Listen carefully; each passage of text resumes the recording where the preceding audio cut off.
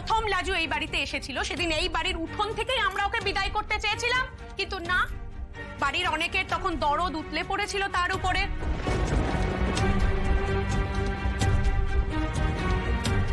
আমার ছেলেটার উপর দিয়ে তো এই ঝড়ঝাপটা যাচ্ছে না, তাই সেদিন সেই ঝড়টা আমি আটকাতে চেয়েছিলাম। ঠিকই তো ঠাকুরপো, একদম ঠিক কথা।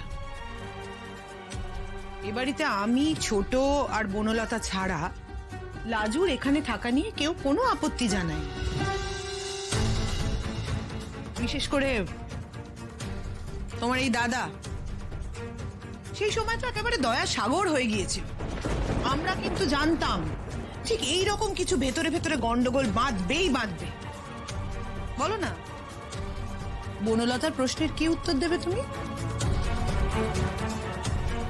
এই যে বনলতা জিজ্ঞেস করছে তার উত্তর কি? কৃষ্ণ এখন কলেজে গিয়ে বসে আছে লাজুর, কি উত্তর দেবে বলো? আমি একটা জিনিস বুঝতে পারছি না, তোমরা কেন এরকম দোষারোপ করছো? কৃষ্ণ লাজুকে গ্রাম থেকে নিয়ে এসেছিল কেন? যে এখানে হোস্টেল পাবে, সেখান থেকেও পড়াশোনাটা করবে। তো হোস্টেলটা লাজু পেলো না, সেই কারণে ওকে এই বাড়িতে নিয়ে এসছে, এখান থেকে যাতায়াত করবে যতদিন না হোস্টেল পাবে। তো কৃষ্ণ তো একটা ভালো কাজ করতে চেয়েছে, সেই ব্যাপারে আমি ওকে হেল্প করবো না, সেটা আমি অন্যায় করছি? চুলোয় যাক লাজুর পড়াশোনা দাদা, চুলোয় যাক। লাজুর পড়াশোনা হলো কি হলো না সেটা আমি কেন কেয়ার করব? না মানে ওর পড়াশোনা করার জন্য আমার সংসারটা জ্বলে পুড়ে ছারখার হয়ে যাক, তাতে আমি কিছু ভাববো না সেটা নিয়ে। না, একটা জিনিস ভেবে দেখুন, আজকে বনলতা যে বিশ্রী ইঙ্গিতটা করলো সেটা তোমরা সবাই বুঝতে পারছো তো? হ্যাঁ, আর এই কথা বলার সুযোগটা কিন্তু ওকে আমরাই করে দিয়েছি। দুধপালা দিয়ে কাল সাপ পুষেছি না, এই সাপ তো ছবল মারবেই এখন, আর যাকে মারবে সে তো রুখে দাঁড়াবে। একেবারে ঠিক কথা। লাজু ডাক্তার হলে আমাদের কোনো স্বর্গরাজ্য লাভ হবে না। ওর ব্যবস্থা এবার ওকে বুঝে নিতে হবে। ওকে অনেক ঠিকনা দেওয়া হয়েছে, আর না।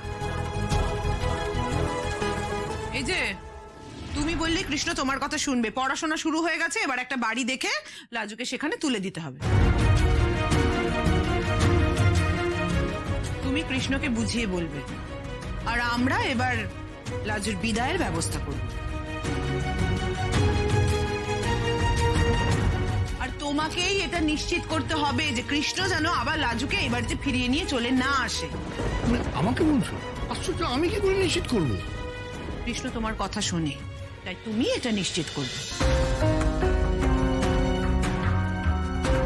হ্যালো সুদেব। হ্যাঁ গো, হ্যাঁ আমি কথা বলছি। কি ব্যাপার গো টিচার দিদি, তুমি হঠাৎ এত রাতে ফোন করলে? হ্যাঁ গো, আমার লাজু ভালো আছে তো? কি ব্যাপার গো, তুমি ফোন করলে কেন গো? ও বাড়িতে সবাই ঠিক আছে তো? চুপ করো তো, তোমার লাজু একদম ভালো আছে, খুবই ভালো আছে, অনেকটা বেশিই ভালো আছে। এবার ওই ভালো থাকাতে না তোমাকে একটু রাশ টানতে হবে। হ্যালো টিচার দিদি, আমি তোমার সব কথা শুনতে পাচ্ছি না, কথা কেটে কেটে যাচ্ছে। হ্যাঁ গো, আমার লাজুর কিছু হয়নি তো? ওর কিছু হয়নি, ভালো করে শোনো কথাটা, ওর কিছু হয়নি। প্রেম করছে কলকাতায় এসে। কেন কলকাতা এসেছে জানো? অনুভবের সাথে প্রেম করছে, প্রেম, বুঝতে পারছো? হাজার হাজার লোকের সামনে না তোমার বউ এরকম নাচানাচি করছে, নষ্ট হয়ে যাচ্ছে তোমার বউ। সকলের সামনে স্টেজে উঠে ধেই ধেই করে নাচছে। ভালো কথা বলছি, তোমার যদি নিজের বউকে ফেরত চাও তাহলে এখান থেকে এসে নিয়ে যাও, তাহলে কিন্তু আমি ওকে মেরে ফেলবো এবার।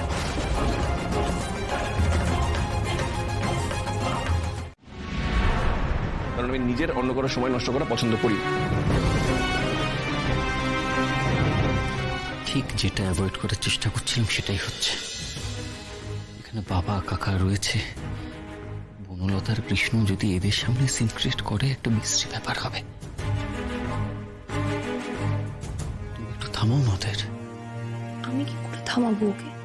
দেখছো কতটা রেগে আছে, কি বলবো আমি? শোনো, রেগে থাকার যথেষ্ট কারণও আছে।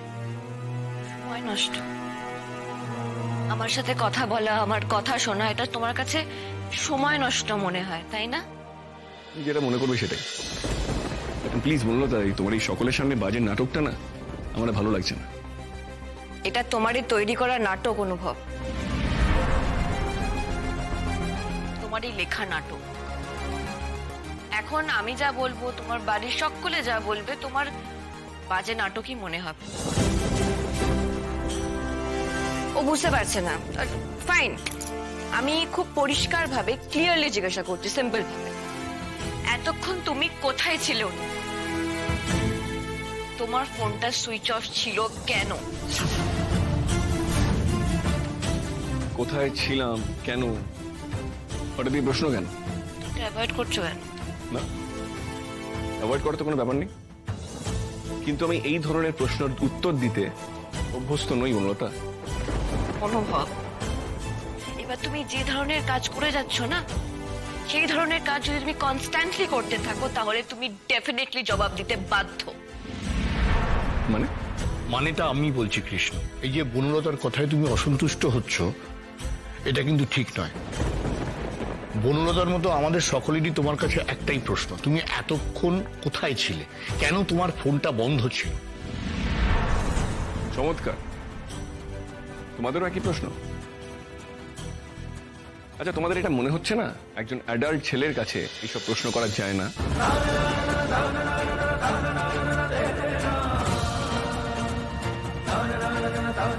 আমি কোথায় ছিলাম, আমি কি করছিলাম, আমার ফোনটা কেন অফ ছিল, এইসব প্রশ্নের উত্তর দিতে আমি বাধ্য নই। আর বড় হওয়ার পর থেকে তোমরাও কিন্তু আমাকে এই ধরনের জেরা করো না। তবে আজ কি হলো তোমাদের?